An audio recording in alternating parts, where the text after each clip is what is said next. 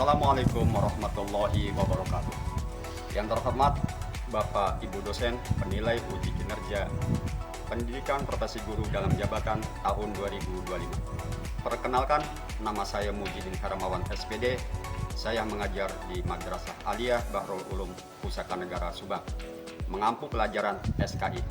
Sekaligus saya sebagai mahasiswa PPG Guru Tertentu periode 4 tahun 2025 di LPTK Universitas Hasyim Asy'ari Semarang dengan nomor peserta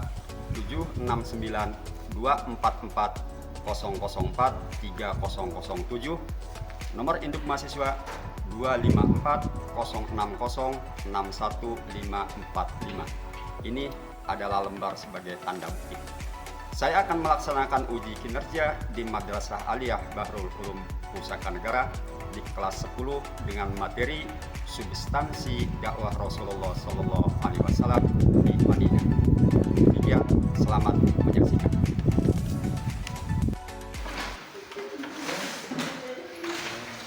Assalamualaikum warahmatullahi wabarakatuh. Waalaikumsalam warahmatullahi wabarakatuh.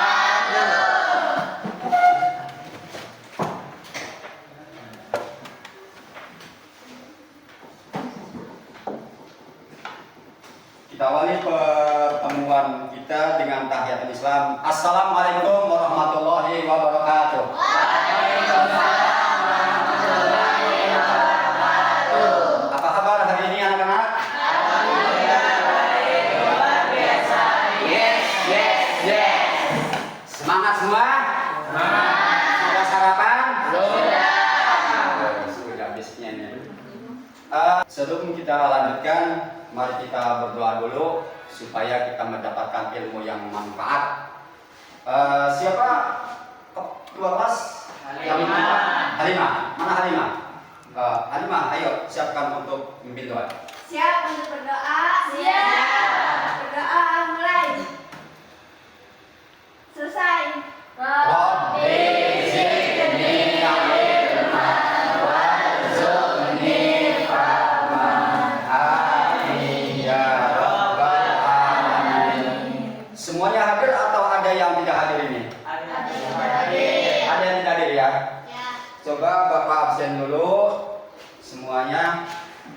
Raya, Hadiroh, Halimah, Hadiroh, Karim, Risma, Tegar, Devin, Mega, Konaa, Anggun, Istiqomah, Intan, Aderifa, oh izin, ya Aderifa izin Intan, Kamila, Nada, Rehan Ismail, Sakit, oh Sakit, Zahra, Hadiroh. Oh, ini berarti Aderifa izin, Rehan yang sakit. Kita doakan semoga yang sakit cepat sembuh. Amin ya rabbal alamin. Baik, pelajaran apa hari ini anak-anak? SKI, sejarah kebudayaan Islam. Kita sebagai umat Islam harus mengerti tentang sejarahnya umat Islam itu bagaimana. Siapa yang membawakan agama Islam ke dunia ini? Nabi Muhammad Sallallahu Alaihi Wasallam. Di sini nanti melanjutkan pelajaran yang kemarin, bahwa tema hari ini adalah tentang substansi hijrahnya Nabi Muhammad dari Mekah ke Madinah. Hijrahnya Nabi Muhammad dari Mekah ke Madinah. Baik, sebelum melanjutkan juga, coba Bapak juga pengen tahu kalian itu kenapa Nabi Muhammad harus hijrah ke Madinah? Atau waktu Nabi Muhammad hijrah ke Madinah, pertama sekali itu yang dilakukan adalah membangun masjid. Kenapa? Apa sebabnya? Siapa yang tahu? Saya Pak, Ya, silakan. karena sebagai pusat pendidikan dan dakwah. Oh, bagus sekali. Karena masjid sebagai pusat pendidikan dan dakwah. Kemudian apa lagi? Siapa? Bisa? Kenapa Nabi Muhammad ketika hijrah sambil di sana yang pertama dilakukan adalah membangun masjid? Kenapa? Ya, kamu silakan. Kenapa? Karena masjid sebagai tempat ibadah dan pembinaan akidah. Sebab masjid sebagai pembinaan akidah juga. Nanti juga masjid akan difungsikan juga sebagai pusat kegiatan, sebagai pusat sentral dakwah, pemerintahan, musawarah dan lain sebagainya. Itulah sebabnya Nabi Muhammad ketika hijrah yang pertama sekali dibangun adalah masjid. Baik, selanjutnya coba perhatikan ini. Dan pelajaran kita hari ini adalah tujuan pembelajarannya, yaitu kalian nanti setelah belajar bisa menjelaskan substansi dakwah Rasulullah Shallallahu Alaihi Wasallam, dakwah di Madinah. Kemudian kalian nanti setelah mempelajari nanti tag yang akan Bapak bagikan, video yang nanti Bapak akan tampilkan, bisa menganalisa strategi dakwah Rasulullah di Madinah, juga bisa menunjukkan sikap persaudaraan, toleransi dan tanggung jawab. Baik, itu tujuan pembelajaran kita. Nah, kemudian nanti ini Bapak bagikan materinya, dibaca ya, dibaca juga nanti bisa sambil menyaksikan video yang nanti Bapak akan tampilkan tentang hijrahnya Nabi Muhammad Sallallahu Alaihi Wasallam. Oh, ini udah ya? Oh, ini ya. Baik, kalian coba itu dibaca, dipelajari ya, dibaca, dipelajari, dan kemudian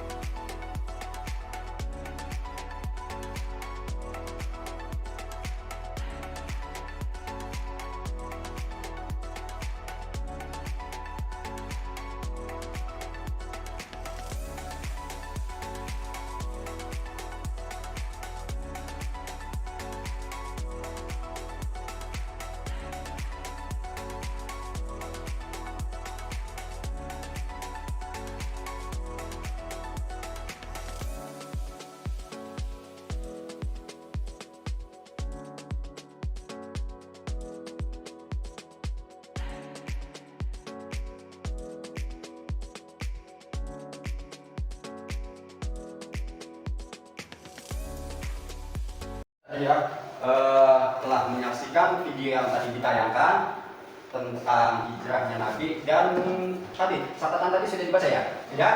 Sudah paham semua. Nah, oke, ini Bapak tutup dulu. Sudah. Kemudian selanjutnya, setelah kalian memahami tentang bagaimana Nabi Muhammad itu hijrah dari Mekah ke Madinah, terus apa yang dilakukan Nabi Muhammad bersama para sahabatnya di Madinah, juga bagaimana Rasulullah dalam perjalanan dan sebagainya, kalian sudah paham. Sekarang Bapak minta kalian untuk berdiskusi ya, membuat berapa kelompok? Empat kelompok ya. 4 kelompok, nanti ini 1, 2, 3, 4 ya, A, B, C, D. Kita untuk berdiskusi. Sebelum diskusi, ayo kita SDG dulu, semangat untuk diskusi.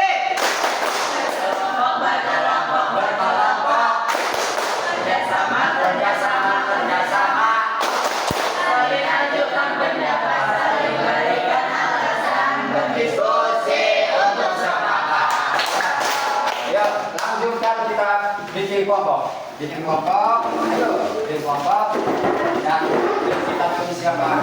Ketuanya mana? Bikin kelompok. Ya. Kelompok A, kelompok B, kelompok C, dan kelompok D.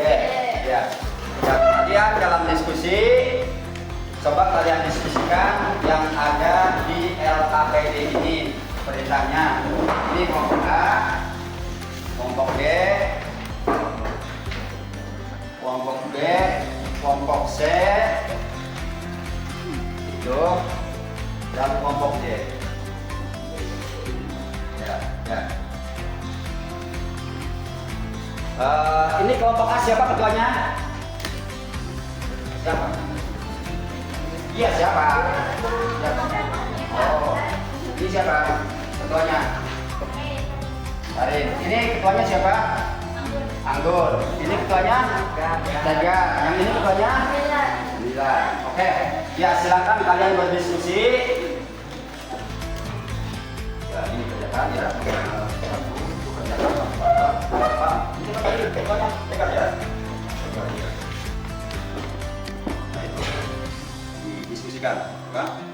Apakah dakwah Rasulullah di Makkah itu gagal? Kalian tentukan, kalian apa namanya berdiskusi, ya? Diskusi. Gagal apa enggak? Sebenarnya sukses gitu. Kalian paham cara mengerjakannya? Oh iya. Kenapa semua ya? Bagus. Kalian sudah ada yang mengerjakan yang kedua, yang ketiga, ada yang sudah keempat. Lanjutkan dulu nanti setelah diskusi ini kalian maju satu atau dua orang untuk mempresentasikan apa hasil daripada diskusi kalian, ya. Ini udah selesai? Sudah. Ada yang belum selesai atau sudah selesai semua? Sudah? Sudah. Yang A sudah selesai? Sudah. Yang B? Sudah. Yang C? Sudah juga. D? Sudah semua. Siap mempresentasikan dari hasil diskusi tersebut? Siap. Oke, Pak Mujib akan tunjuk. Coba B maju. Silakan presentasikan. Berdua, ditemanin. Ya, berdua aja. Silakan. Coba, silakan. Ini yang lainnya, kelompok yang lain perhatikan ya. Hasil daripada diskusi kelompok B. Kami dari kelompok B akan membacakan hasil diskusi kelompok kami tentang relevansi strategi dakwah Rasulullah SAW dengan kehidupan masyarakat Indonesia saat ini. 1. Dakwah Rasulullah SAW di Madinah, sebuah model sosial dan politik. Pembangunan masyarakat, moral, sosial, dan politik yang berkeadilan dengan hikmah, musyawarah, toleransi, dan pembudayaan umat. Relevansi dalam konteks Indonesia modern, toleransi dan kehidupan antara beragama, toleransi dan kebebasan beragama. Relevansi musyawarah dan peraturan umat, musyawarah syura, demokrasi Pancasila, musyawarah untuk mufakat, relevansi keadilan sosial dan kepedulian terhadap kaum lemah, berpihak pada kaum miskin, yatim, dan tertindas. Relevansi pendidikan dan pencerahan umat. Sudah. Tepuk tangan untuk kelompok B. Ya, oke, bagus sekali.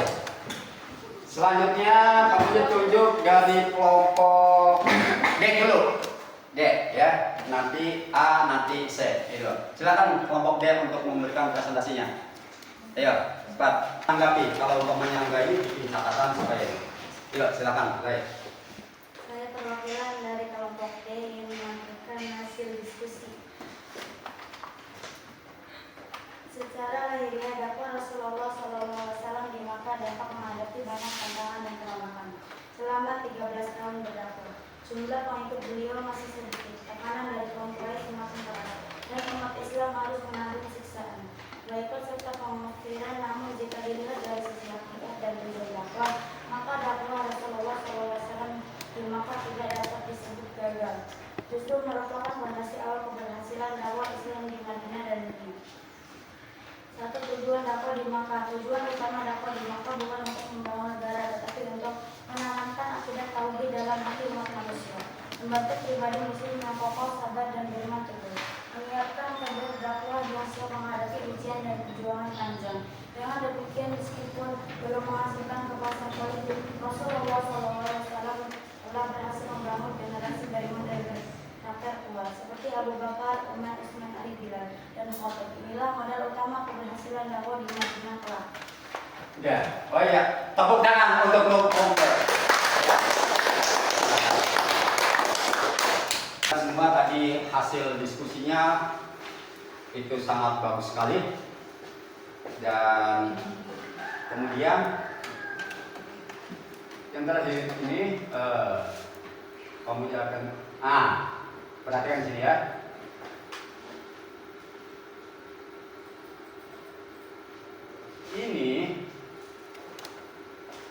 perhatikan, ini adalah jalur daripada perjalanan ataupun jalan dari Mekah ke Madinah yang merah ya.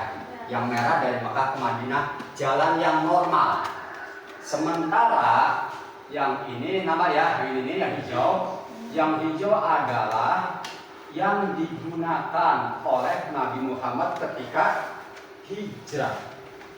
Jadi Nabi Muhammad itu beliau itu dari Makkah ke sini dulu untuk mengelabui orang supaya disangkanya enggak ke Madinah, ke arah sini selatan ya.